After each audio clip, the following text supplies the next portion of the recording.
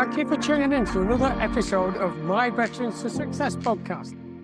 You probably know by now, my mission is to help 1 million veterans and entrepreneur business owners achieve the dreams, goals, and aspirations they deserve.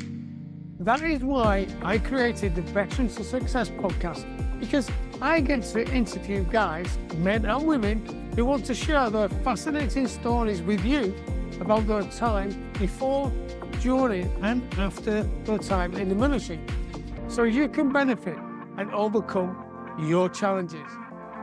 So sit back, relax, and get ready to be mesmerised, astounded, and entertained.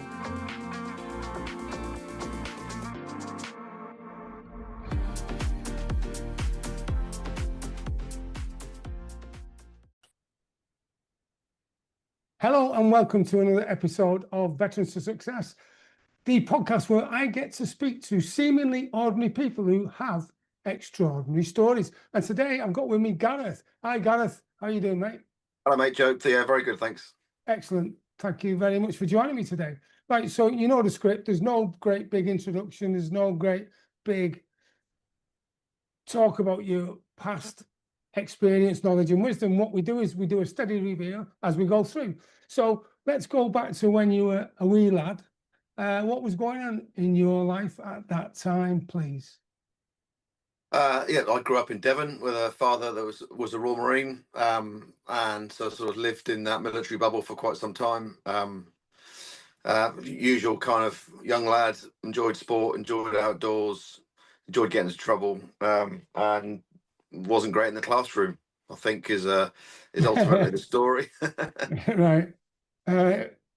Okay, got you. So when you say you weren't great in the classroom, was that because you weren't academic or you couldn't be bothered, really? Because Devon's a lovely place to live, right? So there's it's nice. It's a nice part of the world, and and I don't know, and I think schools for some people are not for everyone. I loved school, I loved the environment, I loved the sport, I loved my mates, I loved the good stuff, but maybe I just wasn't great at sitting down and learning stuff I didn't really think I'd ever need in life, like molecular structures and all this other sort of stuff. Yeah. But yeah, so there you go. Yeah, that's a fair point. I was pretty much the same. I didn't understand how important geography was to me unless I was going on holiday there. That's it. So yeah, cool. Right. So was there anything particularly challenging during your childhood? I mean, it sounds like did you go, were you a pad's brat, so to speak, where you went around with your dad, or did you stay in one place? Yeah, we stayed in one place. My parents sort of had that idea to do that. My dad travelled around, and we stayed in Devon, so Right. didn't travel too much. Not too cliched in terms of pad brat and moving schools all the time, etc. We were pretty steady. Good, excellent. So, what stage in your academic career did you decide, not for me, this, I want to join the military? What was going on? Well, I went to school, did A-levels, went to university and that kind of stuff. And then when I went to university, I was planning on joining the police force, or police service, whatever it's called these days. And I don't know whether that was because everyone expected me to follow everyone expected me to follow my dad's footsteps and join the military. Can't really put my finger on it, but anyway, it didn't take me long to realise that I didn't want to join the police and I was going to join the army or the military or the army as it turned out. Yeah. So yeah, halfway through university, I guess, really, and that stage, I knew I wanted to join the army. I didn't know what I wanted to do, but I suspected that would work itself out as it did. So yeah. Right. So, okay. So, what happened when you went for the military? When you turned up at the careers office, and they said, "Oh, we love you. You're such a good chap. Well, let's welcome you in." That sort of pet talk. Yeah, I can't really remember, to be honest. I mean, as I say, picture to go through Sandhurst, sort of you go to your local regiment or a regiment that you want to sponsor you. So I went to my local regiment, sort of touched base with them, did a bit of a familiarisation visit, did all the paperwork, and then got a date. But yeah, I don't really kind of remember it. Right. It wasn't like go into the high street, walk into the careers office, see the rowdy sergeant, and then join his regiment because he made you join his regiment. You know, I guess it's a bit different to that, but Yeah, yeah, it's still very much part and parcel of the journey. because that's the story, really, isn't it? It depends who's sitting at the desk when you. That's right. So Sandhurst is, and you know, I recognise it as the centre of excellence, really, for training officers from around the world. And how do you know when you come to the selection on your particular intake and you got your first posting? Did you have any say in that? Did you actually ask for your regiment, or did you just say, okay, here's where you're going? So, but as I remember it, is that, you know, you're sponsored by a corps or regiment, and that is predominantly for admin purposes, nothing else. There's no obligation for you to go there or for them to take you. And then at some stage, you have to select. I can't remember whether it's 8 or 6, but 8. So let's say 8 regiments or corps, and you put them down on the list, and then you whittle that down. And then you go away on potential officers' visits and all that kind of stuff, and then you whittle that down to 4. And then I think there's a day, can't remember what it's called, but a day where you just get shafted and rifted through a number of different interviews where the 4 that you've selected, you go through these 4 interview boards, and 4 offer you or don't offer you a spot, and you take it from there, and you hope that the one that you really want to go to offers you a spot. Otherwise, you go to the second best and pretend that they weren't your second best, I guess. Right. Okay. Fantastic. So it's quite an interesting process. And fortunately, I sort of. Oh. You hear me, all right? Yeah. We were having a bit of difficulty. You lost me.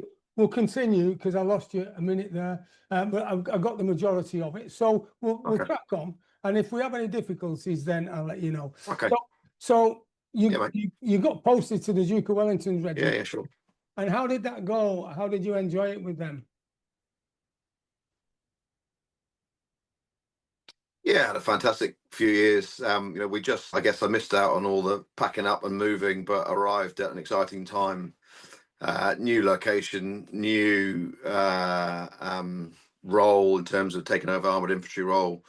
It's always good fun being in Germany as well as a young bloke. It was magic, and we had a tour of Kosovo, you know, around the corner, 18 months or so, or a year after I joined. So good bit of focus to get to understand the new vehicle, the new role, new place to live, and and focus on being a platoon commander on operations. So I was pretty lucky, really. Yeah, and I note that within 5 years you reached the rank of captain. So you must have done something right, really. Or didn't get caught doing something wrong. Yeah, well, yeah, there's always that as well. That's an alternative way of looking at it. Yeah, of course. Yeah, because you're cheeky, aren't you? Like that. And then so what happened? Because I know your career. So just share with me, after your 5 years, what were you sort of thinking then? So yeah, I don't really know how it popped into my head, but I'd always wanted to go to Australia. I'd always wanted to travel there, move there, live there, or whatever. And one night, I think it was actually in Kosovo, so I'd been in 3 or 4 years. Googled, can you transfer to the Australian Army from the British Army? Before it was really a thing, or certainly before I knew it was a thing, or knew there was a defined pathway or route to do that. And yeah, after a very long, convoluted story, 2 years later, effectively, they offered me a place, and there's a variety of reasons why it took some. My wife and I had just got married. We didn't have any kids, and we thought, right, what are we going to do? Should we go for this? Do I want to go back out? Because I was posted to Catterick at the time, when they offered it to me. Do we want to go back out to Germany, or do we want to go to Australia? And I went the Australian route and transferred in 2004 after 5 years in the Dukes. Fantastic.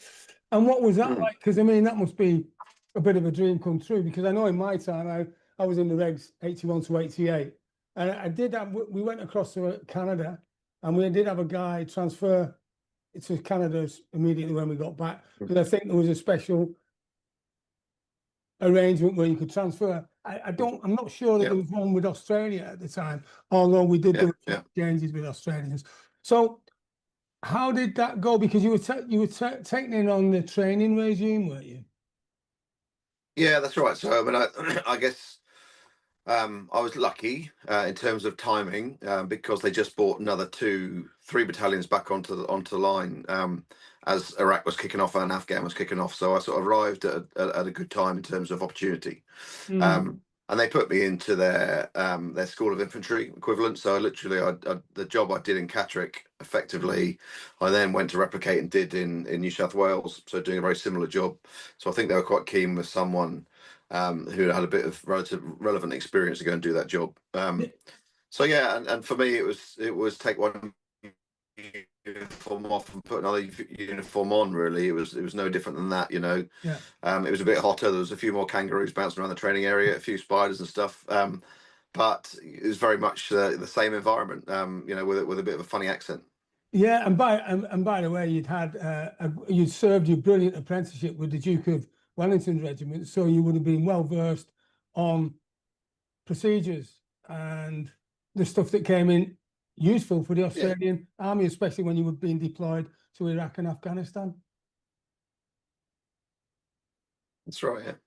And then after 2 years in that with the combat team commander, what was changing then, and how did it affect your role, and where were you going? What part of Australia were you in? So I was posted in Brisbane, mainly Brisbane on the Gold Coast. So I did a number of jobs, a number of sort of usual staff jobs, leadership jobs, and then fortunately I was a company commander in Afghanistan in 2009-10, which was magic and very much the sort of pinnacle of my career, and had 156 blokes working for me in Afghan, doing some good stuff, doing some hard stuff, but it was very much a very rewarding time in my life personally and professionally. But I also had a growing young family at home, and it gets to that sort of stage in your life where, what do you want to do? Where do you want to go? And we were sort of toying with leaving the military, or I was toying with leaving the military, and then life presented itself a bit of a challenge where my sister, who had been diagnosed with cancer a couple of times and fought it, but had come back. And I was asked to come back and do a bone marrow transplant for her, which we did. We packed up and came back pretty quick. Oh, well done. Temporarily, we thought. Temporarily we thought, and then one thing led to another. A variety of other family illnesses cropped up, and we ended up staying in the UK. I did my last 2 years working as a random major job, SO2 job in London for the Australian High Commission. So I left the Australian Army and stayed in the UK. So in an interesting few years, bit of a bumpy ride, but and what year was that? Yeah, my thoughts and prayers are with you. What year was that you came back? We came back in 2014, finishing off as a major at the High Commission, and then finished in 2016, nearly 2017. I got out. Right. Okay. Now it's interesting actually, because I know you're really proud of your service with the Australian Army and out in Afghanistan, because people don't really hear about the Australians out in these conflict areas, because it's either the Brits, us, because obviously we're British and that's on the media, and also the Americans, because they just send loads of kit in and we're sponsoring it, not sponsoring, paying for it really. So what pivotal role, I mean, I don't want sensitive operational stuff. What positive role did you play? Because I know we're all a band of brothers and sisters. How important was that role within the team, the complete team? Well, I mean, we were doing the same role in essence that the Brits were doing in Helmand, but in the province just to the northeast. Yeah. In a province called Uruzgan, which was just the other side of Kajaki Dam. So people that served in Afghan will know Kajaki Dam. So Uruzgan province, as I say, was the next one along. So lots of mentoring, lots of presence patrolling, lots of fighting, lots of doing whatever other people were doing in other parts of the country. So yeah, it was a pretty full on kinetic time. Yeah. The Australians lost 57 people during their operations in Yeah. Afghanistan. We lost 6 in our battle group. So yeah, so 2010 was quite a punchy time across the board, I Yeah, think. that would have been a tough time, and then followed by your sister condition, and then you're having to uproots and come back and probably cut your career shorter than you wanted with the Australian Army. So when you came back across to the UK, what was going through your mind? Because Yeah. it was a bit of a transition that was maybe thrust upon you that you were not planning at the time, perhaps. Yeah, it's funny. I mean, it's only doing what I do now and sort of talking to people that I realise how tricky, difficult. I don't know. My sort of transition was, you leave one country with 2 young kids and move to another country. I dealt with sort of health issues with my sister. I wasn't in a particularly good place. I was pretty pissed off with a few things that happened in my career and the like. You got a new house. Trying to work out whether you've got a job or not, whether you want to stay in or not, whether you're going to go back to Australia or not. So it's quite, as I say, it's quite a bumpy period. Yeah. So yeah, it was interesting. So, but when it got to a stage of right, we made a decision. Right, we're not going back to Australia. Therefore, I'm leaving the army and we're staying in the UK. It's right. What are we going to do next? What's the next thing? And to be honest, I'd been thinking about what was next for quite a while and trying to shape that. But I think that life sort of threw a few curveballs. And we were back in the UK, which is not what I expected. It wasn't a bad thing because obviously friends and family were here. Yeah. The weather's a bit average, but it was a case of right, let's crack on. So it was an interesting time, certainly. And I know, like, when you served, because I did 15 years, I did 7.5 in the regs, 7.5 in TA.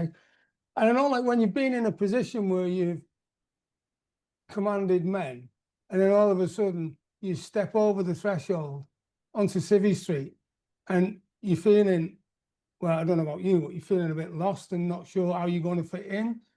How did that feel when you first did that? Yeah. Because you've just mentioned about when you look back, you realise now, because I know what you do now, which we'll come on to shortly. How did it feel on the day you handed your bedding in? Yeah. Yeah. I think it's been said many times, but as I say, I took 156 guys to Afghanistan, and then 3 years later, I was having to ask permission to buy a coffee. Because it was just a very different system that I was working in, and that grates a bit, but again, that's normal. I think that I wasn't, and not the only person to struggle with that aspect. And again, it's all part and parcel of the big change. But it is tough. When you're given a position of responsibility, you're expected to make decisions, and then you can find yourself in a position where you're not able to make a decision. You have to ask to be able to make a decision. And that can be challenging, absolutely. And I think that if people approach that the wrong way, that can cause themselves issues in their whole transition, I think. Yeah. And with that, because we're going to come on a bit later about how you deal with failure, because I believe, and I know you share my belief in this, you've not failed if you don't give up. There's nothing wrong with failure. It's about learning from that. The thing is, during that time when you're at a low and you've just got some challenges, not only with the family challenges, you've just left Australia after you've been there for over 10 years. And then you come back to the UK, and then all of a sudden you're thinking, what do I do? What was your first job, and how did that go? So I was quite lucky in a way. So I had a period of leave without pay and long service leave that I'd accrued over the years. So I was able to take effectively 6 months on leave on half or no pay, depending on what we wanted to do. So I worked on a contract for a chap who used sport as a vehicle to support corporates with their sort of team and leadership development. So that was quite interesting. Yeah. Doing a little bit of delivery, doing a little bit of business development. A real sort of opportunity to dip a toe into the real world. And I can quite clearly remember the first sort of proper gig I had was up on the umpteenth floor in Canary Wharf, speaking to the head of L&D for one of the big corporates, I forget. And I was just sort of had that kind of pinch yourself moment. How the hell did I get here? I am cuffing it because I've got no idea what I'm talking about. I am talking to a fairly senior leader in a, on the 82nd floor in Canary Wharf. People talk about, a fish out of water, very much that was me. But that's all part and parcel of it, I think, and again, as I say to people a lot, you've got to be able to back yourself, and you've got to sort of go and look for that situation where you can prove yourself to yourself and those around you. Mm. And that's interesting, because I hear people fake it till you make it, which I don't particularly like, because I don't think you should fake it. You should know what you're doing, or at least have a good point. But I think that acting as if is very important, because with the knowledge you gained, how, because on previous episodes of this podcast, I've spoken about, when a mortar man or mortar woman leaves the army, okay, you're not going to be firing mortars or anything like that in Civvy Street. But the fact is, it's all the skills that get you to the place that you needed to be at to fire that mortar. And that's what the soft skills is what's important, aren't they? Yeah, absolutely. Yeah, people talk a lot about imposter syndrome, and I kind of balk against that. And I remind people that in the military, you might have had 5 different jobs, worked for 5 different bosses or more, worked in 5 different organisations, worked, in 5 different scenarios and situations. So in effect, you've not just had one job; you've had 5 jobs. So you were always, as you say, faking it till you make it, or that's about confidence. It's about understanding enough of what you're doing and what's around you and yourself and backing yourself. It's not cuffing it. We talk about cuffing it, but that's just having enough confidence and nous Yeah, to be able to get shit done. And I think, again, if you're a young 21-year-old lance corporal or a young 23-year-old lieutenant, and you've got the blokes that are looking at you or people that are looking at you, you've got to be able to exude confidence. And if you don't, you get seen through, right? And that's unhelpful. So it's yeah. all part and parcel of that development, I think. Absolutely. And of course, we've talked about coaching and mentoring in the past. I know that as a second Louis, when you come in, you've got your staff sergeant and sergeant who are going to be there, say, yes, sir, that's a good call, or maybe you should consider that again. Yeah, that's right. Exactly. And, that's all part of the relationship, isn't it? Yeah. So from your tentative steps into Civvy Street, you landed quite an important position with the ministry, didn't you? Government. How did that go? Yeah, I was. So, I mean, I guess that's fast forwarding a few years. So I did a couple of jobs, bounced around and found myself like everyone did. And then worked in the third sector until COVID, got made redundant after I made my team redundant, which was a bit crap. But then found a job with an organisation called Job Oppo that provides employability and employment support. And as part of that,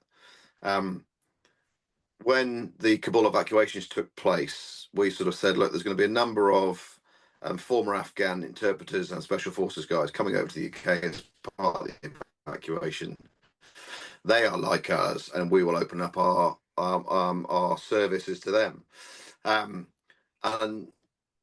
along the line, got involved in a small team working with the then Minister Johnny Mercer to support him with his plan to fast track or eventually fast track the resettlement scheme, and did a lot of work with the former interpreters and specials or triples, sorry, to provide them some employability support, talk about CVs, talk about interview techniques, talk about where to find a job, talk about how to tap into the networks and get themselves set up when they were employment ready. So yeah, that was a fascinating time. Very fortunate to have been doing that job in that environment, working with good people and doing a good thing. And it was very personally very rewarding and satisfying. Thank you. And you, because that dovetailed in from working for a short time with, well, a couple of years actually, with the Life Works with the Royal British Legion as well. And what sort of things did you do there? Because I know that's a massive organisation. It does some great stuff for guys coming out of the military. So how did that go? What were you getting up to? Yeah, so the LifeWorks program is a program that's delivered by Royal British Legion Industries, which is a separate organisation to the RBL, but still operating in the same space. And ultimately, the LifeWorks program was about providing people with the employability skills that they need to go and find a job. So again, as I said, it was talking about interview skills and techniques. It was talking about how to find a job or to find someone that can help you find a job. It was talking about, articulating your skills and experience onto a CV, and all these other bits and pieces. So um, the course has been delivered for quite some time. It was delivered a lot post Afghan, when guys were coming out quicker than they thought because of injury and the like. We were delivering that course around the UK, probably 10 or 12 courses a year to veterans and also family members for a separate course.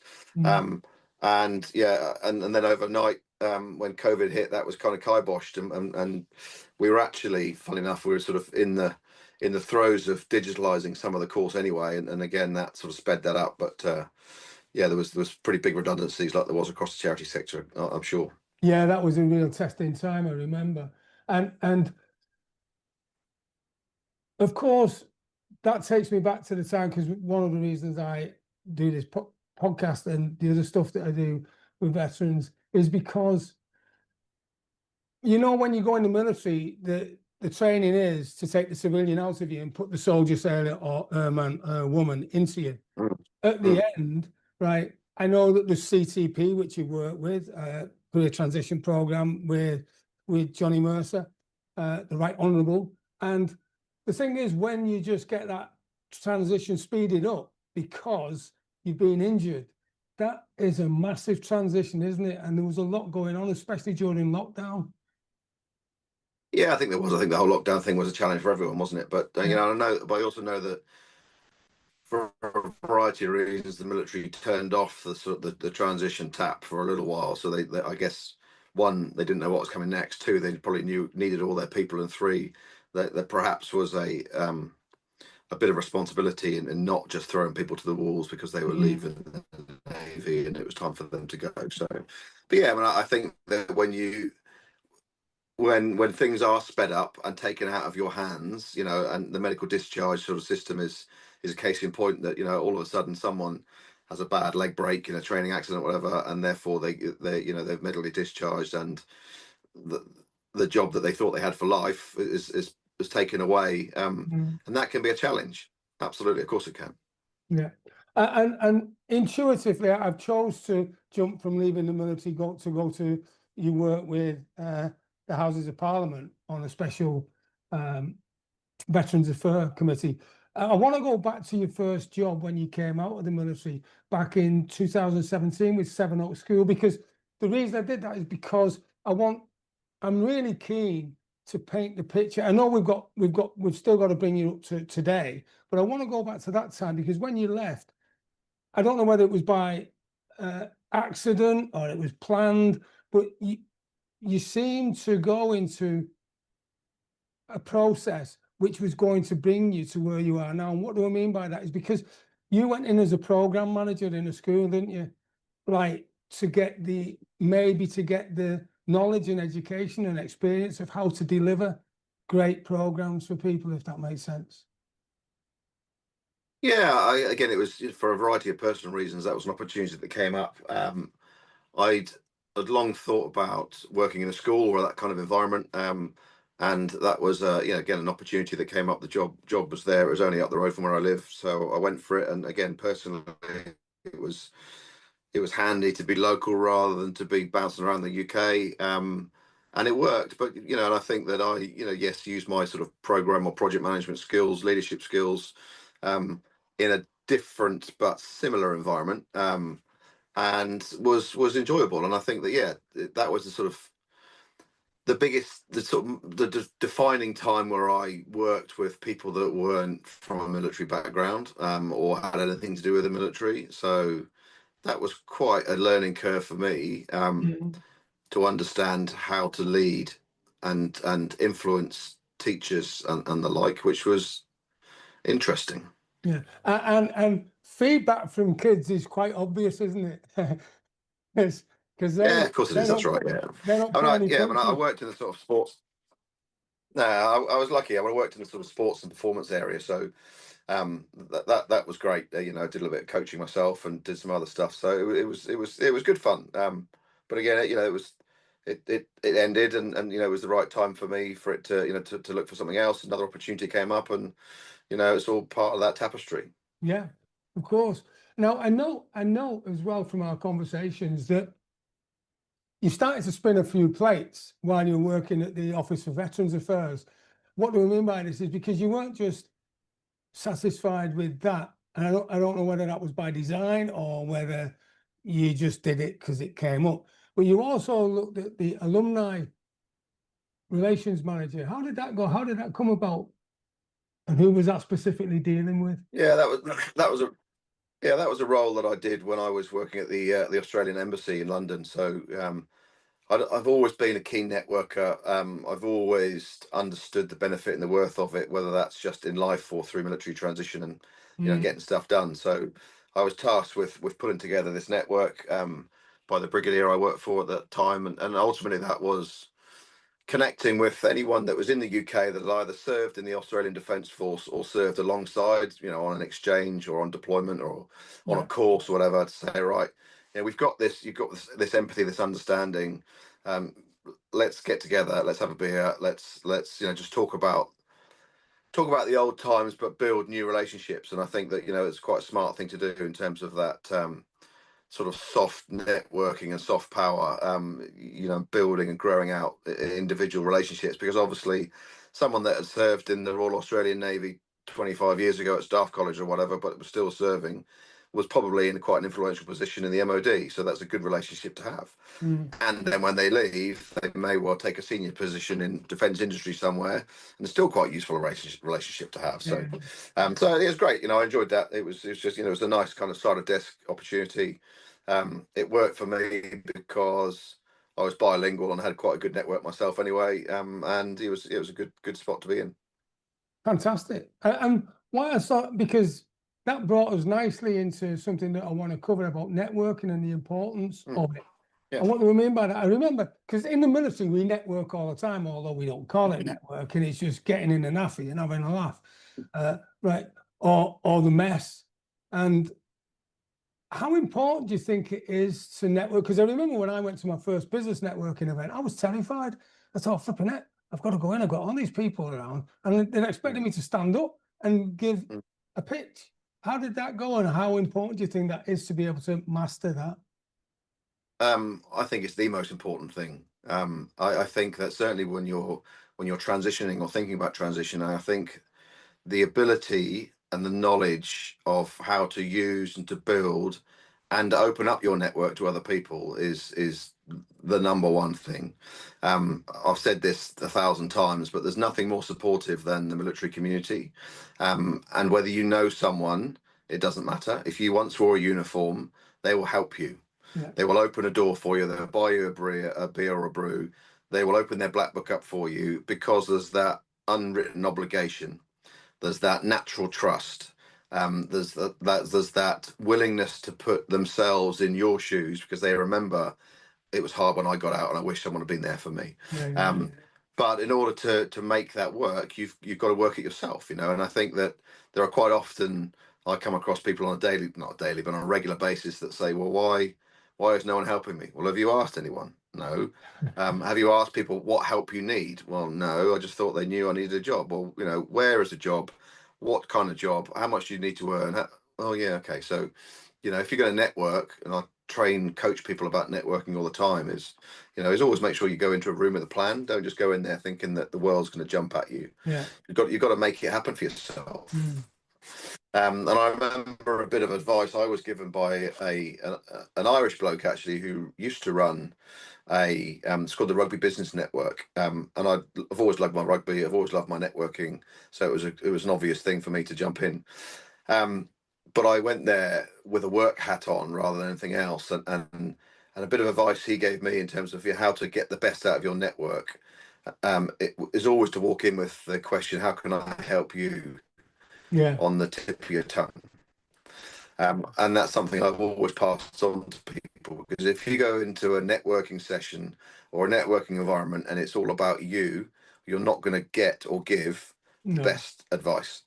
If you go into a networking environment and you say, right, and it's easier said than done, but I've got something to offer people. There's other people that might want to speak to me. There's other people that might want to know me. Then that's the right environment, and the right headspace to be in. Yeah, yeah, because in 2020 I launched an online business network, which I'm still doing. I encourage veterans to join it actually, and one of the first questions I say to them when we're going around the table, metaphorically speaking, because it's online, is tell us what you do, who you are, what you do, how we can help you, how you can help us, and how we can help you. Because that's and and you just might know someone that they want to get to. You might not have a lot of industry knowledge, but just that contact you can make, or you might be prepared to go out and do it for them. So that's great. Thank you. Right. So after that, you come in a few years, you continue that till 2025. Again, you jump from the Veterans Affairs to something else on a voluntary basis. Well, how did that go? And what was that on? If you remember, is that Board the of Advisors, Veteran Reset stuff?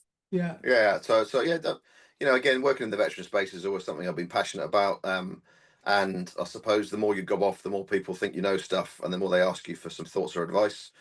So I bounced around over a couple of years and got involved in a couple of advisory boards or advisory roles, which I've never been shy of sharing an opinion or voicing an opinion. So if people want to listen or people consider that I come from things at a different angle, then I'm always happy to help out and go off a bit, which is what that's about ultimately.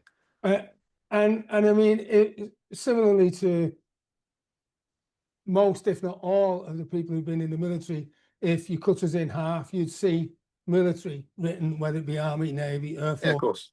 So you've now got yourself in a position where you not only help with the Veterans Reset, you're also with a co-founder of Veterans Can. And by the way, the importance of networking, we met, didn't we, on LinkedIn? Yeah, of course, that's right. Absolutely. Yeah, and I think that as soon as you see someone's profile, what they've done, experience, you know whether you can trust them straight away.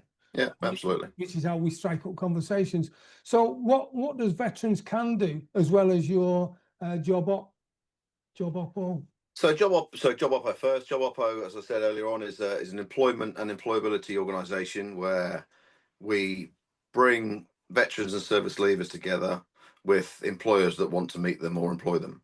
And we work with both individually. So from a veterans and service leavers point of view, again, it's all about the employability stuff. Yeah. It's all about making them recognise what a network is and how to access and utilise that network, as well as making sure they're pointing themselves in the right direction from a career point of view, having a career aspirations and plans, etc. And then on the other side with the employers, we'll get them, encourage them to perhaps think a little bit differently, to think about what a veteran is, what a veteran isn't, what skills they can bring to the job description, but more broadly to the organisation. And try to break down some of those myths and sort of and preconceptions around what people from a military background do. And then, in essence, it's a matchmaking service. So so we do that. So that's then that's again very rewarding when you see someone that's either just leaving the military or was left 20 years ago but has gone the wrong way and don't know how to get from one sector to another sector, and say, well, okay, we can introduce you to 5 people in that sector already who used to be in the military, and they'll have a chat with you. Going back to what we were just saying, also introduce them to some organisations that know, like, and trust a veteran, and then ultimately, if there's an opportunity there for them now, then we'll work with them to get that opportunity and hopefully nail the job. So that's sort of a busy part of my life in terms of driving Job Oppo. And then concurrently to that, I've always sort of sat and had mumbling in the back of my head around again, going back to those preconceived ideas or misconceptions that veterans are all broken and damaged and mad, sad, and bad, and all the other bits that go with that. So, and having worked around the charity sector for a long time, I just got a bit tired of all the negative noise that was out there. I'd say, well, yes, there are people that need help, of course there are, but there are many more that don't need help in inverted commas, and there are very many more that have smashed life in the real world because they're in the military. And if we can highlight those stories, which we're doing through Veterans Can, if it can inspire other people to say, actually, transition's not that bad. Millions of people have done it. Millions of people have made it. There's a great network. There's people that will listen to me. There's people that are like me, and then I can get on and get up the ladder and pull people up behind me. So Yeah. that's what Veterans Can's all about, you know, and it's quite special. And I think the where we're doing it differently as well is doing that globally. So again, the other piece that I've found over the years, and maybe that's just because of having served in two armies, that veterans are all the same all the world over, right? You Yeah. know, we're all the same human being. We wear a different uniform. We speak a bit differently, but by and large, everyone will take the piss out of everyone else. Everyone will But trust everyone else. just get, Everyone will crack on and get job done. but Um, just give me that so again about go on, sorry. everyone will take the what out. I know what you said, but I just want to get that because I didn't capture it on the words because you cut out a bit.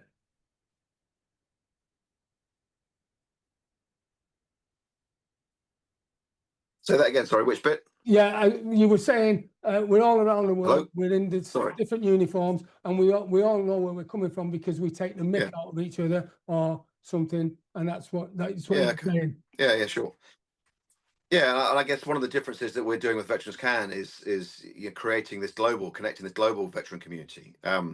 Because one thing I've learned over the last few years, working, you know, with the Australians and within the Commonwealth bubble, working with the Afghans and the like as well, and through all the work I've done, is that all veterans are the same. Yeah. We have a different accent. We wear different uniforms, but as human beings, whether you're Dutch, Danish, New Zealand, Canadian, Afghan, you're the same kind of human being. There's a reason why you put a uniform on one day, and there is that same supportive, empathetic network. There's everywhere around the world that will look out for you. And I think that, again, being in a global world, despite what Mr. Trump might tell us, there's lots of people that decide to leave the British Army and go and move to Australia, Yeah. or leave the Canadian Army and go and move to South Africa or wherever it is. But lots of those people come up with challenges because their old government don't support them, or they've lost contact.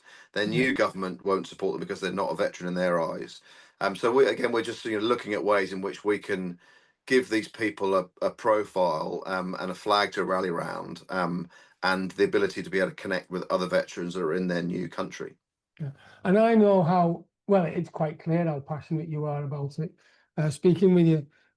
And we touched on the importance of a good coach or mentor before when we addressed the fact of a sergeant or staff sergeant in a troop. So how important do you think it is having a good coach and or mentor?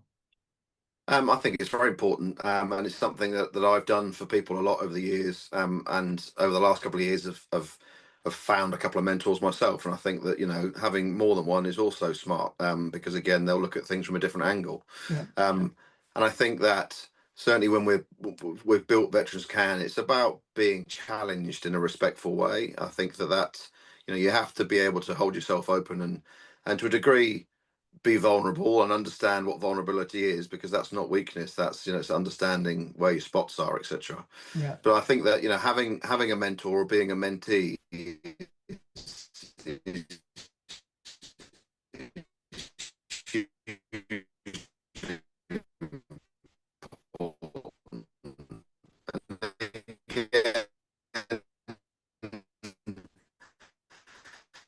you know, within the military, that happens all the time. You've all got a bloke that's three. It's whether it's digital. I still stay in touch with guys who were private soldiers in my platoon when I was a platoon commander a long time ago, and you know, we still stay in touch, and they'll still, you know, and I do the same. And I think that's again goes back to that special relationship. So just to summarize what you said there, because I lost you a bit, it's hugely important to have a good coach and or mentor because of what you can gather for it. And you've kept in touch with many of the people you were in touch with when you were in the military. Is that correct, read back?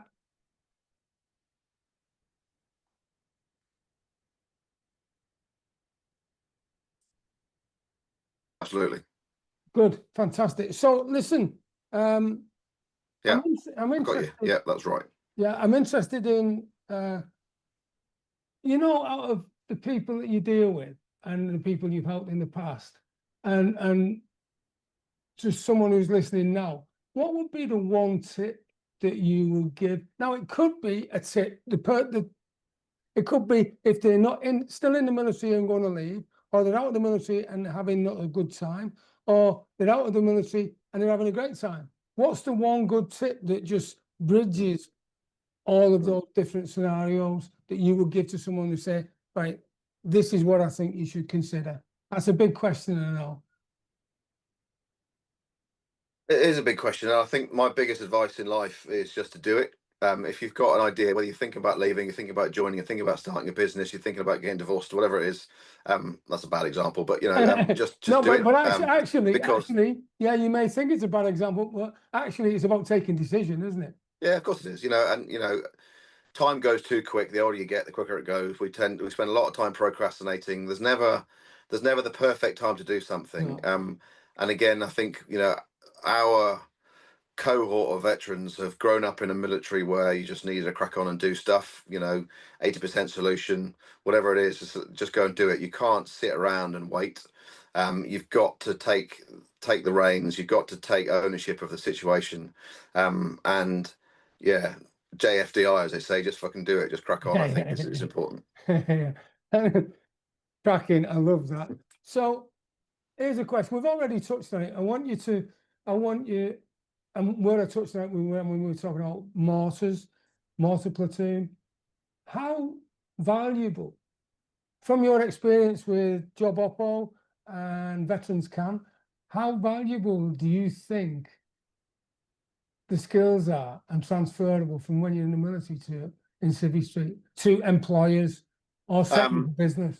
Yeah, of course. The valuable aspect is being able to articulate those skills and understand those skills. Yes, there's some language dilemmas, etc. And yes, the Navy calls something, the Army call it something, and Civvy Street call it something else. And and that's the MOD. I think that's the MOD's part to be able to translate that. But I always talk about, yes, skills are one thing, but it's the transferable mindset that people don't necessarily understand they have. And that's, people hire on potential, they hire on attitude, they hire on whether they warm to you as a human being. And if you can go in there and say, look, yes, I used to be in the Navy and this is what I'm doing, I am a likable character, I'm a coachable character, I'm going to roll my sleeves up, I understand the bigger picture, I can do two jobs in one. You'd be daft not to hire me, but do that respectfully, not in an arrogant way. And I think that if you, and make them wonder why they wouldn't want to give you a job. Make them wonder why they wouldn't make up a job to give you, because we want you in our team. I don't know what I want you to do yet, but I know that when I do, you're going to get it done. So transferable skills, I think, is I get it. It's what we talk about all the time, but I like to sort of say, you've got the skills. Don't worry about that. You might not know that yet, but actually, you'll get hired on your mentality, and that transferable mindset is what makes a difference. And I think, again, without sounding sort of arrogant, it sets us apart. When I talk to employers that recruit veterans all the time, they say, look, I just want more. How can I get them? Because they get the job done. They understand why, where they fit in the cog. They won't ask questions. They'll just crack on. And all the cliches that they've got shiny shoes, they turn up on time, and all the other bits and pieces. But I think that for me, that's the big thing. Is back yourself, have a positive mentality, know that you're going to make a difference. And the single piece of advice from a employment perspective to a candidate is that that person's interviewing you because they have a problem they need to solve. Yeah. Be the person that can solve that problem. Simple as that. Yeah, and thank you for that. And also, the fact is that all those skills are ace. And if they say, well, we need you to do this, so well, okay, I'm not so great on that yet. Tell me what I've got to do, and I'll learn it. If you give me the training, I'll learn it. That's right. Fantastic. So, yeah. What's the future hold for you now, Gareth? Do you reckon? Well, there's a question. I'm enjoying what I'm doing. I think that people will always leave the military and will always need a job when they leave the military. So, that employment space, that employability space will always be required. I'm very much enjoying the Veterans Can, the community interest company. I think there's, I'm very passionate about that. I'm very passionate about highlighting the wins that people have had, demonstrating the fact that far more people are made by than broken by the time in the military. and again, poking as many people as I can to get them to talk differently around, post-military life. Whether you're a veteran yourself and talk yourself into it being a struggle, or whether you're an employer or whether you're a movie producer or whatever, to say, look, how about we try and break this mold, and let's look at the upsides of, these 4 lads who climbed Everest in a week. Last week was pretty magic, and yes, they've got an interesting background, but they set out to do something that had never been achieved before because they knew they could. They backed themselves, they tried new things, they did it, and they've done it, and that's pretty magic. Which is amazing. Fantastic. So, I mean, I know you're always looking for new contacts and for people to get in contact with you. So what's the best way for people to get in contact with you to discover more about what you do and how you can help them? Yeah, I mean, Job Oppo is easy. Again, just follow us on any of the social channels, or get on the website, joboppo.co.uk. Again, we've got a community, so we've got a number of people that support others with insight and introductions and opening up opportunities. And then from a Veterans Can perspective, again, it's we're again all over the social channels, veteranscan.com. And again, there's good stuff happening. So I always urge people to come and find me, have a chat, buy me a coffee. I'm a sucker for a coffee, and we can take it from there. Fantastic. Well, listen, Gareth, thank you for your service around the world. Thank you so much for your time on this interview, and have a brilliant day. Brilliant. Thank you for the invite, Joe. Cheers. So if you want to learn more about the podcast or the resources that you can get, visit joeteams.com. That's JOETEAMS.com to find out loads of stuff that can help you get even better results. And until we meet again, have a brilliant day. Thank you. JoeTeams.com is a resource I've created to fulfill my mission to help 1 million veterans and business entrepreneurs like you achieve the goals, dreams, and aspirations they deserve. JoeTeams.com is jam-packed full of valuable resources specifically designed to help you on your journey to success. Visit joeteams.com now to find out how you can join and start your journey to success immediately. That's joeteams.com, JOETEAMS, joeteams.com. And until we meet again, have a brilliant day.